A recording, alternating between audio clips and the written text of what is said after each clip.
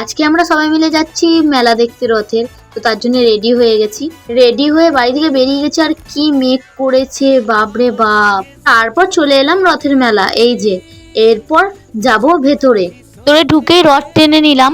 তারপর এখন যাব মেলা, তালা রথের মেলা এটা। আর কি কাদা গাইস, কি বলবো, বাপরে বাপ, পুরো কাদায় প্যাচ প্যাচ করছে। তারপর এখানে কিছু ঠাকুরের জিনিস দেখছিলাম আর কিনে নিলাম। তারপর ওখান থেকে বেরিয়ে এখানে চলে এসেছি, আর এখানে দেখছি সব বাচ্চাদের জিনিস, বড়দের কিছু নেই। মেলাটাই কাদায় প্যাচ প্যাচ করছে, আর আজকে তো লাস্ট মেলা, তো তার জন্যই এলাম। তারপর ওখান থেকে একটা দোকানে দেখছি হরেক মাল 10 টাকা, তার জন্য কত লাইন দেখো। ভাইটাকে দেখো বুকে ট্যাটু করছে, আমি তো ভাবলাম যে আমিও একটা করি, কিন্তু বয়ফ্রেন্ড নেই, কার নাম লিখবো ভাই। তারপর চলে এলাম এই সাইডে একটা পার্ক আছে, আর পার্কের ওইদিকে বসেছে নাগরদোলা, তাই এখন ওইদিকে যাচ্ছি নাগরদোলনা দেখতে। ভিজে ভিজেই দেখতে চলে এলাম নাগরদোলনা। তারপর বোন একটা গাড়িতে চেপে গেছে, আর আমারও খুব ইচ্ছা করছে, কিন্তু আমাকে তো চাপতে দেবে না গাইস। আবার বৃষ্টি পড়া শুরু করে দিল, তো তার জন্য এখন দাঁড়িয়ে আছি একটা জায়গায়। ব্রেক ড্যান্সে যারা চেপেছে কি চিল্লাচ্ছে গাইস, আমার তো প্রচুর ভয় লাগে।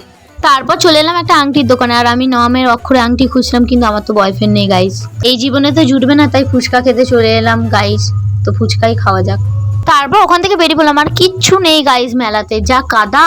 তারপর চলে এলাম গজার দোকানে, তাই একটা তুলে খেলাম, দেখছি যে ভালো তো। তারপর নিয়ে নিলাম গজা। তো এখন যাচ্ছি বাড়ি। তো ভিডিওটা এখানেই শেষ করছি।